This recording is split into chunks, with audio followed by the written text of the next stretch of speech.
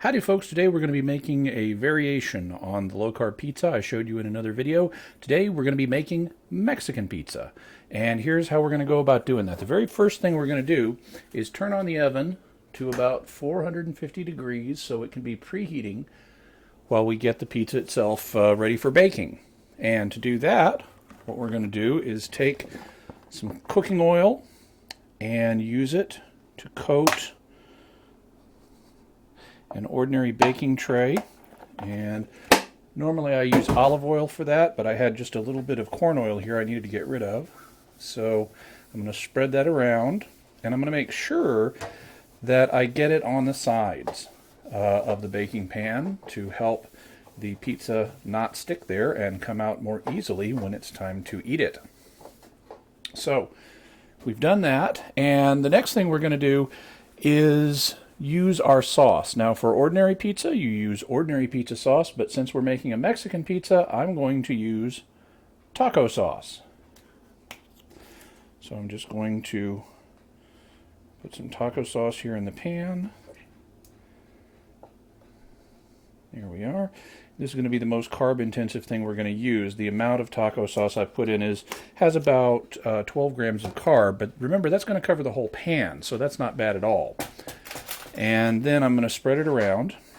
And the reason that I put in the taco sauce first is because in terms of flavor, there are two most important zones of the pizza, the top and the bottom, because those are the parts that come into direct contact with your tongue most easily. And so you get more flavor if you put your flavorful ingredients there.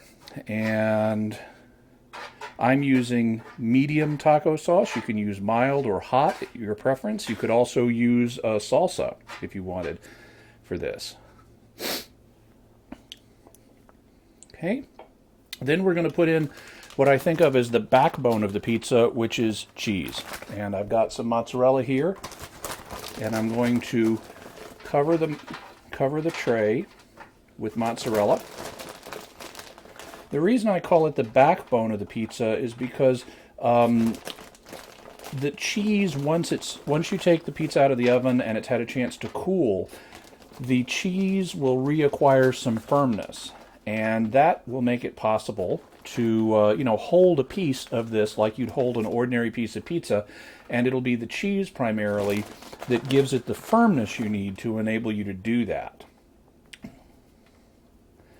Cheese is one of the more essential ingredients. Now, obviously, if you're a purist, you're already taking notes and going, well, hey, wait a minute, mozzarella isn't exactly authentic Mexican cheese, which is true, and neither is taco sauce, and for that matter, neither is pizza. So already we're kind of off into a new realm that's not authentically Mexican, but what we're trying to do is use some favorite flavors from one of our neighboring North American cultures and incorporate them into our cuisine and have a way of experiencing them. So it's all good. Now, once we've got the cheese in, we're going to put in some ground beef. So I'm going to just sprinkle the ground beef on. Obviously, if you want to make a vegetarian pizza, you can. You just don't use the meat. But ground beef is common in Mexican cooking, or at least American faux Mexican cooking. And it makes a nice addition to the pizza. All right. Now, once we've got that done, we're going to add some additional ingredients. What I'm going to add next are some spices. And I'm going to add a few of these. One of them is black pepper. And I'm just going to shake the black pepper gently. And I'm not seeing a lot coming out, so I'll shake a little more vigorously. There we go. And then I'm going to add garlic, which is another very common spice in Mexican cooking. And I'm not going to go wild with this, but I'm going to add a decent amount. And another spice, or you often find Mexican cooking, is onion. So I'm going to add some onion powder. Well, onion's not exactly a spice, but we'll add some regular onion in a minute. Okay, so that'll give it some nice aroma and nice taste.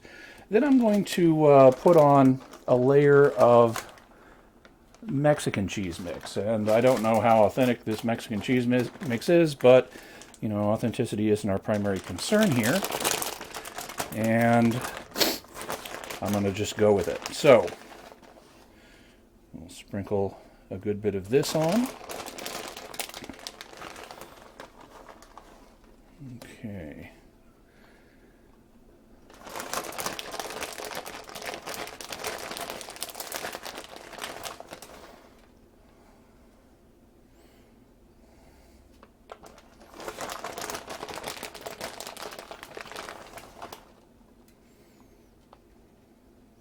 There we are.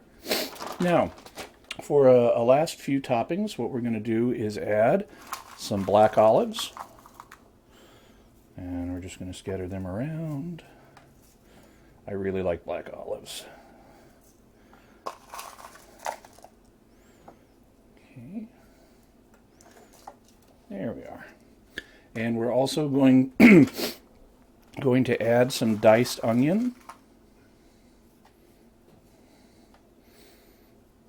And my mouth is already watering. Even though these things just took them out of the freezer, I can already smell the onion and also the sliced bell peppers we're going to put on. And this also makes a nice color touch. I'm using ones of different color just because presentation is important, and how a dish looks is often a big part of its success. Okay, so we've added those, and then I'm going to, just to help everything bind a little bit better on the top of the pizza, I'm going to put on a little more of the Mexican cheese. This will help those things all merge together, keep them together.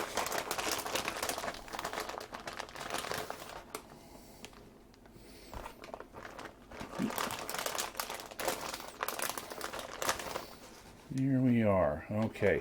And now it's time for the thing that, for the other really essential ingredient in this method of low-carb pizza, and that is adding eggs, or in this case, egg whites.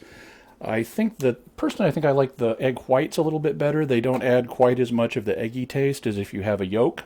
But what their function is to serve as a binding agent and also to add some dimension to this, because the eggs will swell up during the baking process and give it a kind of foamy texture. And so, like the cheese layer we put towards the bottom, the eggs are also important. Between the two of them, they give you both the firmness and the kind of sponginess that you're used to with regular bread-based pizza. And so they're the two essential ingredients.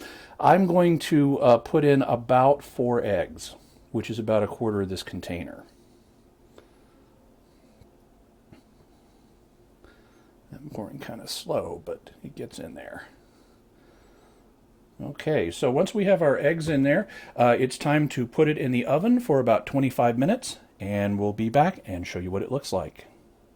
All right, it's been a little over 25 minutes, and it's time to take the pizza out of the oven.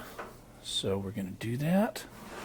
I actually let it go for a little more than 25 minutes because one of the things I wanted was to make sure that the pizza got this nice golden brown color on top. It's a little lighter in some places where you can see the egg white peeking through rather than the cheese. You can always use a little more cheese, but it's nice to have this golden brown color and everything's melted together nicely.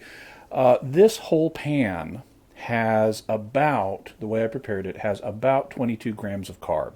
And that means if you divide it into 12 pieces, which is what I'm going to do, once it cools down, I'm going to cut it 3 times this way and 2 times that way, which will give me 12 pieces.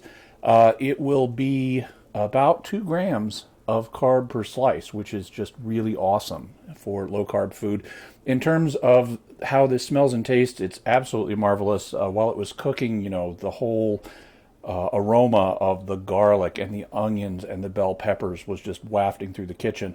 And so it smells really good. It tastes really good. It's a really good form of low-carb pizza. It incorporates some Mexican tastes, and I hope you'll enjoy it. Bon appetit.